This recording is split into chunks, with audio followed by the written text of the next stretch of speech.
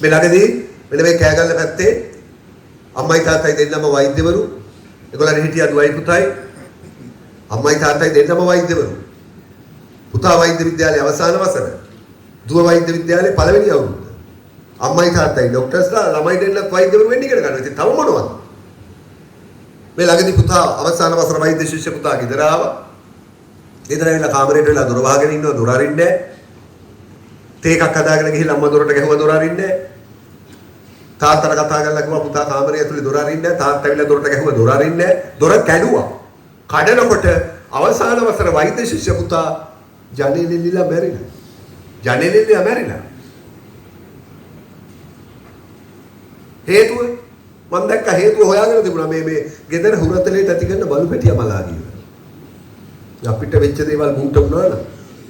ඈ ඒ කියන්නේ ජයග්‍රහණ බබනයි. අම්මා විශ්‍රාමික විදුහල්පතිවරියක් කුරුණෑගල එකම පුතා උගන්නලා හඳුරන්නේ යවනවා පුතා වෛද්‍ය විද්‍යාලෙට. වෛද්‍ය විද්‍යාලයේ අවසාන වසර වෙනකම් පුතාගේ එනවා. ඒ අම්මා තාත්තට මොනතරම් සතුටු වෙද්ද? තව අවුරුද්දකින් පුතා ડોක්ටර් කෙනෙක්. දැන් ගෙදර රිමාන්ඩුවට ආවම අම්මට බෙහෙත් ටික ලියලා දෙන්න දාන්න පුතා. වෛද්‍ය විද්‍යාලයේ අවසාන වසර. පුතා මොකද කළේ? කළා මරු වැඩක්. ගෙදරින් විවාහ වෙන්න යෝජනා කරලා හිටපු ගෑනු ළමයා. ඒ ළමයාත් නිකන් නෙමෙයි මැඩම් විශ්වවිද්‍යාලය ඉගෙන ගන්න ළමයි. ගෙවල් දෙකම මේක දන්නවා කිසි ප්‍රශ්නකුත් තිබුණේ නැහැ. ඔය ඉන්න අතරේ හදිස්සිය බඳින්න ඉන්න ගෑනු ළමයා අසනීප වෙලා පේරාදෙණිය ස්පිරිතාලේ නවත්තනවා. පේරාදෙණිය ස්පිරිතාලේ ප්‍රේමවන්තිය නවත්තපු වෙලාවේ මේ ප්‍රේමවන්තයා අවසාන වසර වෛද්‍ය ශිෂ්‍යයා පේරාදෙණිය ස්පිරිතාලේට ගිහිල්ලා කිරි පැකට් එකකට වහදාලා දීලා ප්‍රේමවන්තියට පොවලා ප්‍රේමවන්තිය මරලා මිනිහා ගිහිල්ලා කුරුණෑගල වැවරවුවට සයනයිඩ් ගහගෙන මැරෙනවා. ප්‍රේමවන්තිය වශ ශරීරගත කළා මරලා ප්‍රේමවන්තයා වශ ශරීරගත කරගෙන මැරෙනවා. දෙන්නම මැරෙනවා. මේ තරම් දරුණු අපරාධයක් කරන්න හඳුන්නේ හේතුවක් එපැයි.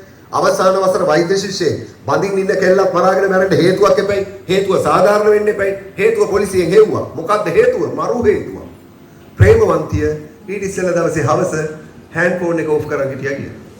ඒ හින්දා ඔයගොල්ලෝ වීඩියෝ කරන්න නෙමෙයි ඕන් ද බලන්නේ. ඕන්. මරුන් කඩ වෙන්නේ. කෙල්ල තරහ වුණා කියලා තමයි හාමුදුරනේ මේ මිනිහා කෙල්ලට වහ දීලා මිනිහා සයනයිඩ් ගහගෙන මැරෙන්නේ. බුදුහාමේ උදේ කුමාර සර් මම කල්පනා කළා යකෝ ප්‍රේමවන්තිය තරහ වෙච්ච විදියට මම සයනයිඩ් ගැහුවා.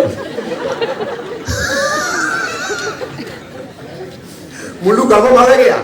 එච්චරයි කතාව.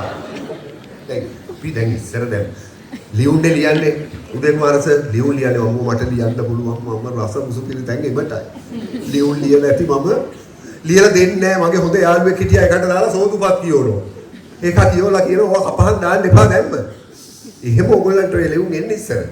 පරණයි දාන්න හාමුදුරුවෝ ඔක ඉතින් ආයේ 4ට 5ට නමලා මැද්දට පවුඩර් හැන්දයි පාම්පු කියන්නේ. පොට්ටයක් වගේ. සමහර ඒවාට තාම උත්තර නැහැ.